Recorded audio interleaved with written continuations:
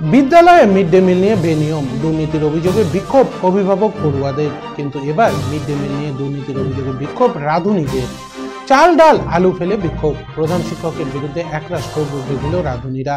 বিডিওর কাছে লিখিত অভিযোগ দেয়। এদিকে রাঁধুনিদের অভিযোগকে সমর্থন জানিয়ে স্কুলকে ঘুঘুর বাসা বলে টোপ দাগলেন তৃণমূলের স্থানীয় পঞ্চায়েত সদস্য। মালদা জেলার হরিশ্চন্দ্রপুর ১ নম্বর ব্লকের মহেন্দ্রপুর উচ্চ বিদ্যালয়ের ঘটনা। এই বিদ্যালয়ের মিড ডে মিলের দায়িত্বপ্রাপ্ত রাঁধুনিদের অভিযোগ, দীর্ঘদিন ধরে স্কুল কর্তৃপক্ষ সঠিকভাবে রান্নার সামগ্রী দিচ্ছে না। মাছ, ডিম, মাংস বন্ধ রয়েছে। শুধু সবজি দেওয়া হলেও তা পরিমাণে কম ও নিম্নমানের। এমনকি কম পরিমাণে চাল দেওয়া হচ্ছে। প্রায় ১২০০ ছাত্রছাত্রী এই স্কুলে, ফলে ছাত্রছাত্রীরা সঠিকভাবে খাবার পাচ্ছে না। এই নিয়ে ছাত্রছাত্রীরা বারবার রাঁধুনিদের কাছে ক্ষোভ উগরে দিচ্ছে, কিন্তু স্কুলের প্রধান শিক্ষক নুরুল ইসলামকে বলা হলে তিনি কর্ণপাত করেন না। এমনকি প্রধান শিক্ষক মিড ডে মিলের বাজারের জন্য যাদের দায়িত্ব রেখেছেন তারা স্কুলের সঙ্গে যুক্ত নয়, তারা কেউই সঠিকভাবে বাজার করছে না। সরকারের নিয়ম অনুযায়ী খাবার দেওয়া হচ্ছে না। প্রশ্ন উঠেছে, তবে মিড ডে মিলের খাবারের জন্য যে টাকা আসছে স্কুলে তা যাচ্ছে কোথায়?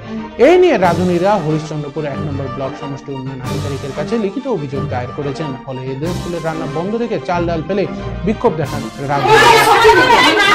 আমরা বিক্ষোভ করছি, ভালো খাবার দিচ্ছে না স্কুল থেকে। মাস্টার দুটো লোক রেখেছে, গন্ডগোল করছে আমাদের সঙ্গে। মাস্টার শিক্ষা ছাত্র এখানে গন্ডগোল করছে, খাবার ভালো হচ্ছে না। আমরা কি করে ভালো করে খাওয়াবো? মাস্টার যাই দিচ্ছে, মাস্টারকে বলতে যাচ্ছে, কোনো তথ্য দেয়। আমাদের অভিযোগ দেয় এই যে সবজিগুলো দিচ্ছে, বাচ্চারা কেন খাবার জিনিস ভালো মতন পাচ্ছে না?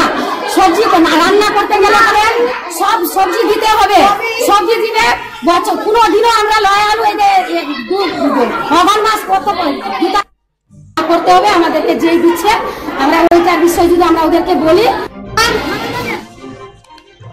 এদিকে এদিন স্কুলে উপস্থিত ছিলেন না প্রধান শিক্ষক নুরুল ইসলাম। তার পরিবর্তে ভারপ্রাপ্ত দায়িত্বে ছিলেন সহশিক্ষক সুকান্ত বসাক। তিনি বলেন, রাঁধুনিদের পরিমাণ মতো খাবার না দেওয়ার অভিযোগ সঠিক নয়। যেহেতু এই স্কুলে কোনো অশিক্ষক কর্মী নেই, তাই বাইরের লোকেদের দিয়ে বাজার করাতে হয়। সামগ্রী কম দেওয়া হয় না, আর নিম্নমানের খাবার মানে সরকারি যেটা নির্দেশিকা আছে সেই অনুযায়ী খাবার দেওয়া হয়। মানে হচ্ছে না, সরকারি নির্দেশিকা অনুযায়ী খাবার দেওয়া হয়। ক্লার্ক নেই বলে আমাদের টিচারদেরই ক্লার্কের কাজ করতে।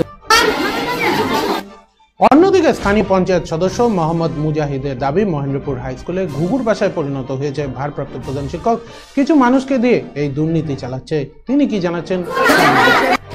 আমাদের হাই স্কুল তো আমার বুথেই, হাই স্কুলটা মহেন্দ্রপুর হাই স্কুলটা আমার বুথেই, কিন্তু হাই স্কুলটা একদম ঘুঘুর বাসা হয়ে গেছে।